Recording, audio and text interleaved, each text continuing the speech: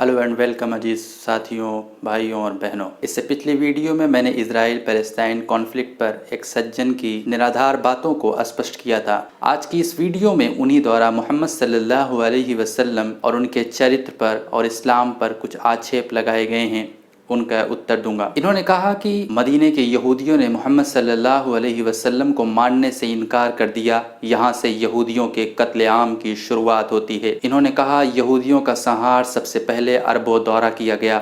इन्होंने कहा यहूदियों के 3 कबीले थे जिनमें से बनु कुरैज़ा का संहार किया गया, बाकियों को खदेड़ दिया गया।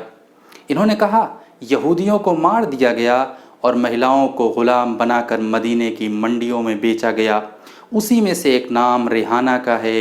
यह रेहाना कौन है आप गूगल कर लीजिएगा, ऐसा इन्होंने कहा। तो भाइयों और बहनों, आइए इनके एक एक आक्षेपों का सिलसिलेवार तरीके से उत्तर देते हैं।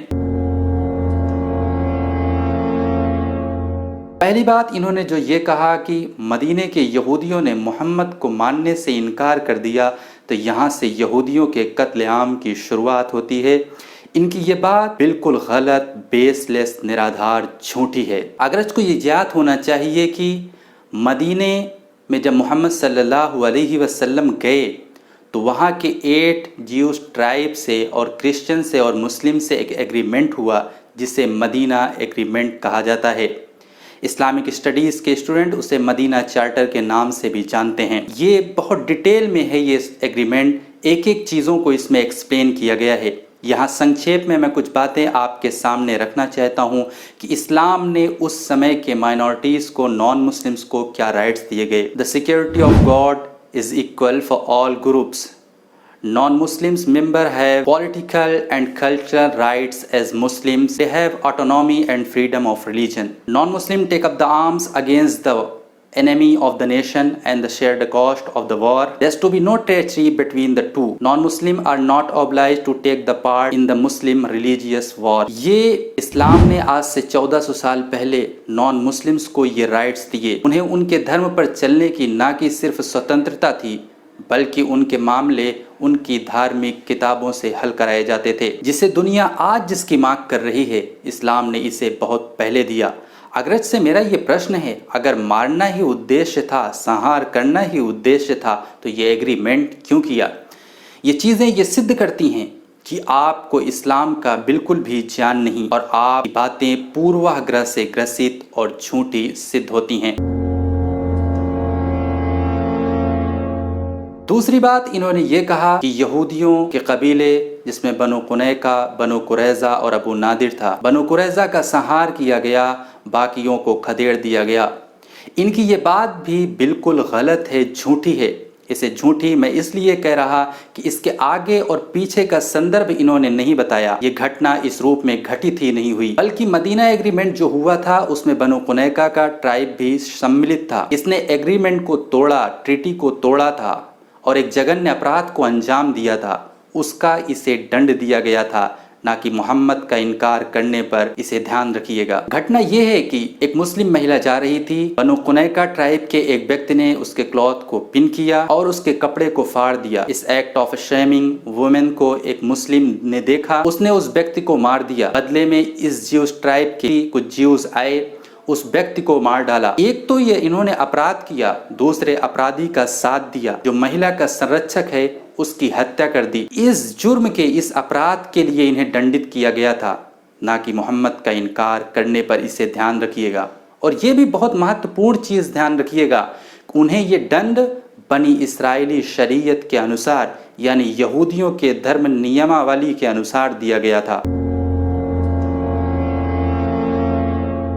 दूसरी बात जो इन्होंने बनु कुरैज़ा के संबंध में कही, बनु कुरैज़ा और बनु नादिर और इत्यादि ज्यूस ने मिलकर मुस्लिम्स के एनिमीज का युद्ध क्षेत्र में साथ दिया था। जो फिर ट्रीटी हुई थी, उस ट्रीटी को इन्होंने तोड़ा, वायलेशन किया उसका। इसके लिए इन्हें दंडित किया गया, ना कि मोहम्मद का इनकार करने पर इन्हें दंडित किया गया। आज भी जब कोई ट्रीटी को तोड़ता है तो दुनिया में कोई भी उसे माला अर्पित नहीं करता, बल्कि उसे दंडित ही किया जाता है। अतीत में इराक इसकी मिसाल है। और यहाँ फिर ये बात ध्यान रखिएगा कि इन्हें ये दंड उनके धर्म नियमावली के अनुसार यानी बनी इस्राएली शरीयत के अनुसार दिया गया। अगर आप इसे संहार कह रहे हैं तो आपको यहूदियों के इतिहास का भी ज्ञान नहीं। तो सबसे पहले यहूदियों का संहार स्वयं यहूदियों ने किया, अपने एक कबीले का संहार एक दूसरे कबीले ने किया यहूदियों ने। ये चीज़ें ये सिद्ध करती हैं कि आपको ना तो इस्लाम का ज्ञान है न यहूदियों के संबंध में। इसके बाद इन्होंने कहा कि यहूदियों को तो मार दिया गया, उनकी महिलाओं को गुलाम बनाकर मदीने की मंडियों में बेचा गया।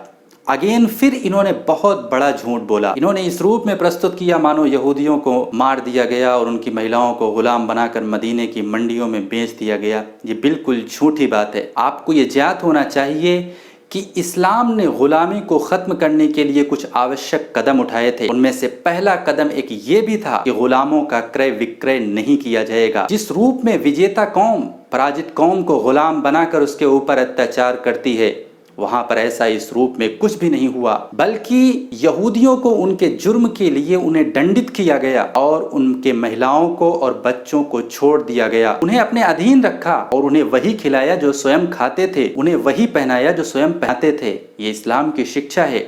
और बाद में फिर उन्हें रिलीज कर दिया गया। ऐसा करने के पीछे क्या विजडम थी, इस पर मैं आपसे चर्चा कर सकता हूँ। इस पर मेरी एक वीडियो भी है, आप उसे देख सकते हैं। इसके बाद इन्होंने कहा कि उसी में से एक नाम रिहाना है। ये रिहाना कौन मुझे बताने की आवश्यकता नहीं, आप गूगल कर लीजिएगा। अग्रज सर्वप्रथम रिहाना के संबंध में आपको पढ़ने की आवश्यकता है कि मुस्लिम हिस्टोरियन, मुस्लिम स्कॉलर्स इस संबंध में क्या बातें लिखते हैं, विशेषकर अल्लामा शिबली नौमानी रहमतुल्लाह अलैह क्या लिखते हैं, आपको उसे पढ़ लेना चाहिए। मैं आप सभी को बता दूं कि रिहाना का नाम Rihanna bint Shamoon bint Zaid था। सर्वप्रथम इनके सामने विनम्रता पूर्वक, आदर पूर्वक इस्लाम को प्रस्तुत किया गया था। इन्होंने इस्लाम को मानने से इनकार कर दिया गया। इनके ऊपर किसी प्रकार की फिर कोई ज़बरदस्ती नहीं की गई, इन्हें इनके हाल पर छोड़ दिया गया। यहाँ ये भी बता दूं कि इस्लाम में धर्म के विषय में ज़बरदस्ती नहीं। सूरह अल-बकरा सूरह नंबर 2 आयत नंबर 256 और एक जगह कुरान ने कहा कि सत्य आ गया, जिसका दिल चाहे इनकार करे, जिसका दिल चाहे ईमान लाए माने। इसमें कोई ज़बरदस्ती नहीं।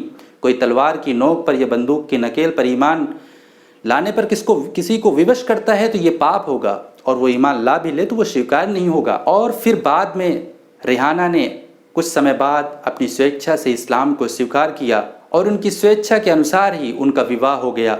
अग्रज से मेरा प्रश्न है, इसमें क्या गलत है? उन्हें पूरी स्वतंत्रता दी गई थी, उन्होंने अपनी स्वेच्छा से इस्लाम को स्वीकार किया, फिर उनकी स्वेच्छा से उनका विवाह कर दिया गया, इसमें क्या आपत्ति है?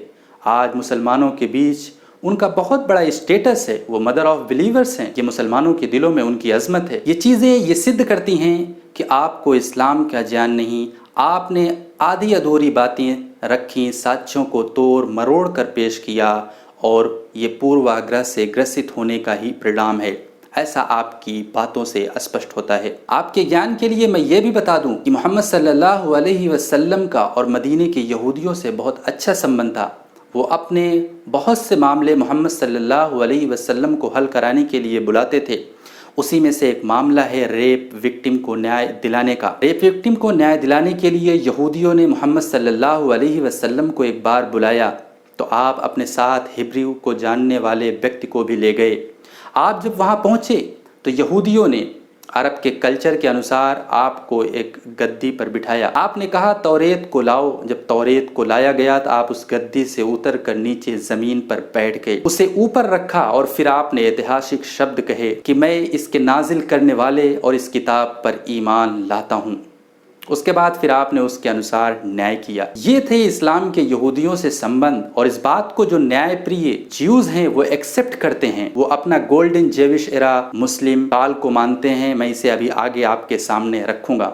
उससे पहले मैं आप सभी को ये भी बता दूं कि यहूदियों को फ़िलिस्तीन से रोमन ने निकाला था, लेकिन जब इस्लाम के दूसरे खलीफा हज़रत उमर के काल में क्रिश्चियन से फ़िलिस्तीन फतेह हुआ तो हज़रत उमर की क्रिश्चियन से ट्रीटी हुई। उसमें क्रिश्चियंस ने यह कहा कि यहाँ पर आसपास यहूदी आकर नहीं रह सकते। हज़रत उमर ने यहूदियों को यह अनुमति दी। उन्होंने कहा कि ये यहूदियों का पहला हरम है फ़िलिस्तीन, जेरूसलम, वो यहाँ पर आकर विजिट कर सकते हैं, वो अपनी इबादत कर सकते हैं। ध्यान रहे, रोमन ने निकाला था, उनके टेम्पल को तोड़ा था।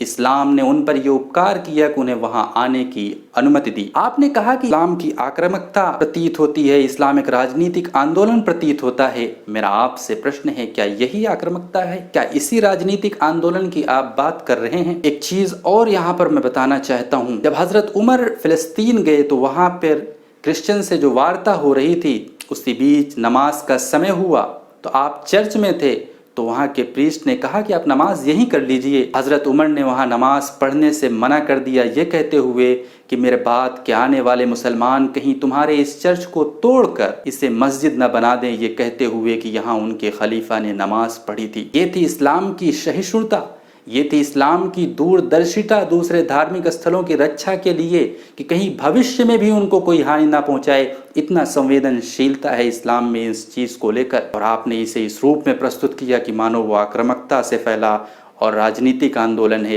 ये शब्द आपका ये सिद्ध करता है कि इस्लाम का जो मूल कुरान है आपने उसे बिल्कुल भी, आपको उसको बिल्कुल भी ज्ञान नहीं। मैं आपसे अनुरोध करूंगा आप उसका अध्ययन करिए। मैं यहाँ पर यह भी बता दूं कि फिलिस्तीन, ज्यूज, क्रिश्चियन एंड मुस्लिम्स, इन तीनों के लिए पवित्र स्थल है। जो जीसस क्राइस्ट हैं, जो ईसा अलैहिस्सलाम है, उनका बर्थ प्लेस भी वही है और जहाँ से उन्होंने हेवन का सफ़र किया वो भी वही है। इन तीनों को इस्लाम ने प्रोटेक्ट किया। ज्यूज अपना golden Jewish era Abdurrahman III से लेकर उनके बेटे अल-हकम II तक का मानते हैं। यही वो काल है जिसमें बड़े बड़े ज्यूज मैथमेटिशियन, फिजिशियन, एस्ट्रोनॉमर्स इत्यादि हुए। Jews also contributed botany, geography, medicine इत्यादि क्षेत्र में वो आगे बढ़े। इवन अब्दुर्रहमान III के कोर्ट में जो फिजिशियन और मिनिस्टर थे वो हसदाई इब्ने शैप्रत और दुनाश बिन लैबरत थे। अब्दुर्रहमान III ने मोजेस बिन हनोज को chief rabi of Cordoba appoint किया था। इसी के परिणाम स्वरूप जो उंदलस था वो सेंटर ऑफ तलमूद स्टडी बना। ये बातें जो मैं कह रहा हूँ इसे मैं ही नहीं कह रहा, बल्कि जो ज्यूज हिस्टोरियन है, राइटर्स हैं, वो भी इस बात को एक्सेप्ट करते हैं। Maria Rosa Menocal the ornament of the world book में लिखती हैं कि ज्यूज इस काल में अधिक सुखी और संपन्न रहे। इवन जो क्रिटिक हैं, क्रिटिक राइटर और हिस्टोरियन हैं, वो और चीज़ों को क्रिटिसाइज तो करते हैं, लेकिन जो चीज़ें मैंने कही और मारिया रोजा ने कही वो भी इसे एक्सेप्ट करते हैं। इन तथ्यों और प्रमाणों के आधार पर यह बात स्पष्ट हो जाती है कि आपने इस्लाम पर और मोहम्मद सल्लल्लाहु अलैहि वसल्लम के ऊपर जो आक्षेप लगाया वो सब के सब बेसलेस, निराधार सिद्ध होते हैं। आपने साक्ष्यों को तोड़ मरोड़ कर पेश किया, या तो आपको इनके संबंध में ज्ञान ही नहीं, अनभिज्ञ हैं। फिलहाल इस वीडियो के लिए इतना ही। मिलेंगे नेक्स्ट वीडियो में, तब तक के लिए धन्यवाद।